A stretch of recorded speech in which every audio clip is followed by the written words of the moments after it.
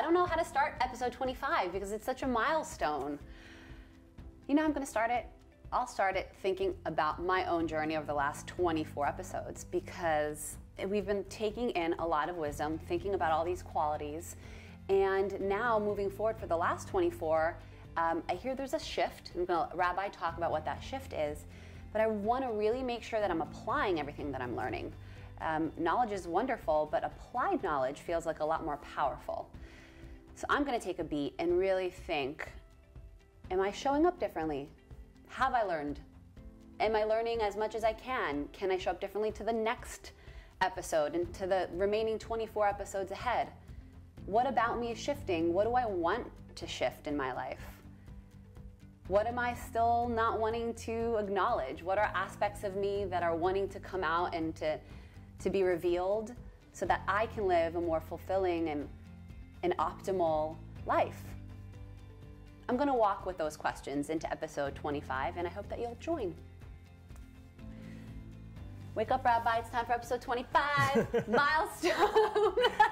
Wonderful. So, okay, you have some insights for us about the difference between the last 24 episodes and the remaining 24 episodes. And I'm really eager to hear what the differentiating factor is, and also how to continue now moving forward, like what I need to keep in mind and what everyone else could be keeping in mind. So what's beautiful about the wisdom that we're discussing from the Mishnah Pirkei Avot is that it's made up of 48 parts. Right.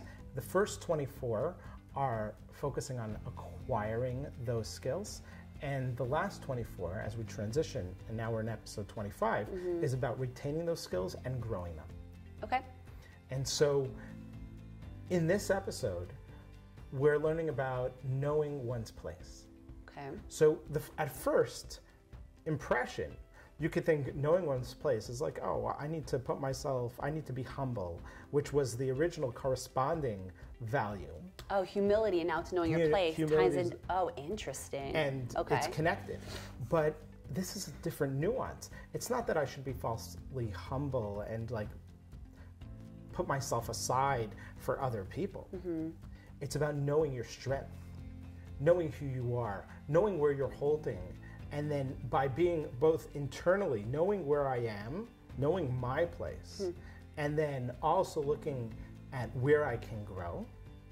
And then there's the external, is how do I relate to people who may have a little bit more wisdom or may not have a little bit, not have the same type of wisdom as I have. So how do I interact with each other and know what I have to add to that conversation, or where I can defer to people who have more than me. It requires a lot of self-awareness too, to really check in and to be honest with yourself, saying, I have this skill set, or I have this wisdom, and I feel like, yes, I've grown, but I still don't know enough. And also leaving space for somebody else to fill the rest of your cup with something to continue to bring, to kind of elevate you. Right. That's a really interesting self-assessment. How do we hone in on really the clarity there, and so we make sure that we're not just beating ourselves down and saying, well, we're not. I don't know enough. So, in Judaism, we like to look at sort of our leaders, people who had faults, people who made mistakes, people who recognized those mistakes and learned from them. But when we want to look at leadership and someone who is like the example of humility, it's Moses. And so Moses was approached by his father-in-law, and he said that it would be impossible for him to teach all 2.5 million people by just him doing it by himself. And he would have to delegate to the elders, the wise people in the community, and he would teach them and they would teach others. And that idea that I know my place, that my job is to do this, and if I empower the people around me with those knowledge, with those skills, that they can then create a multiplier effect, that one person can affect another person, connect another person, that ripple effect. That's by only knowing who I am and what my potential is, that I know my faults and my potentials and where I can reach. But without being realistic with who I am, I cannot empower the other people around me to lead. And even setting an example by leading in that sort of humble way.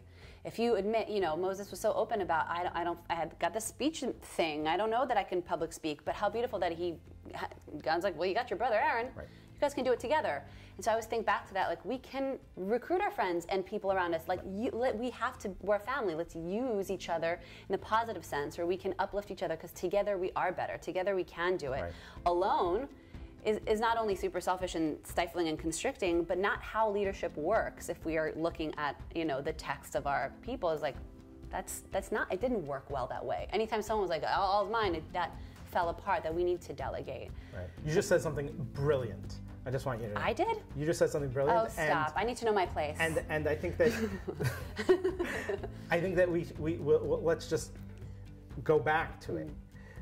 Knowing your place is also an idea that, our relationship with God. That knowing our place, that we have a relationship with something that's much greater than ourselves.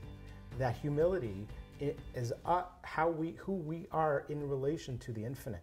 So true. And so that could be, on one hand, overwhelming. Who am I? I'm like this little gnat on the floor compared to this infinite entity. Or we know our place. We know what God has given us. God has empowered us. It's like you can look at a mitzvah as something that is a commandment, something controlling, something, the do's and don'ts of your life. Or you can look at a mitzvah as something which actually the Hebrew word means, comes from the Hebrew word sevet, which means connection.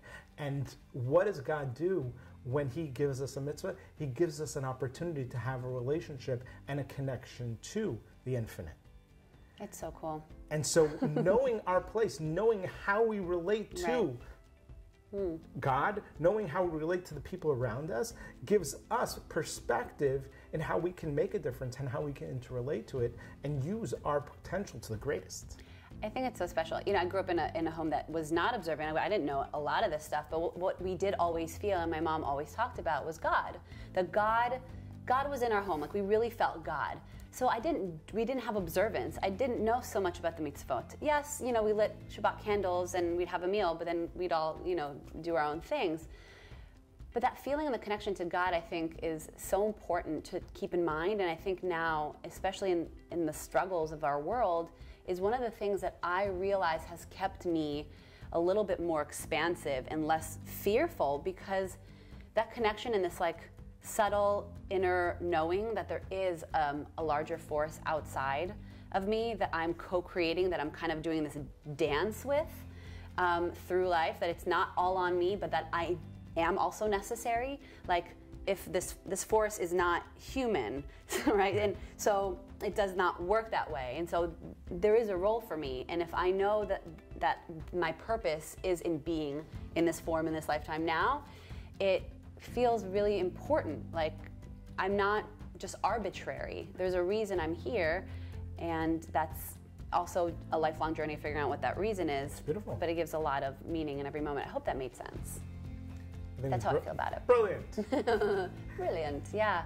Knowing your place that's really interesting. So humility that was our first episode, was humility? Right. And so now that's the tying in. Right. I feel like we've grown. I feel like we became a little bit more humble in our actions, right? I think we've learned a lot, and I think there's a lot more to learn. And I think recognizing that there's more to learn is a humility in itself. And you hear that the more you learn, the more you realize that you don't really know so much. And that's not that you feel like you're less wise. There's so much more space for more because you've just learned so much that you didn't know you had. Right. So it creates all this more space. Awesome. It's really cool. Great. Let's keep learning. Yeah, absolutely. I'm in. Are you guys in? Yeah, please join us. Let us know what you think about when you hear knowing your place and how that relates to you. And do you have a story? Do you have an experience that you can share? And how do you relate to the way different perspectives that we shared with you? Yeah, and how's leadership going in your life? When you show up to lead, how do you feel like you're strong in that leadership? And in what ways are you hoping to improve? Do you have a leader in your life? Maybe it's a boss or a friend or a colleague that you think does a really good job. I'd love to hear some success stories. You can also vent as well if someone's doing a not so good job in your eyes. I think we learn from both. Awesome. Cool. Well, have a great week. Bye, guys.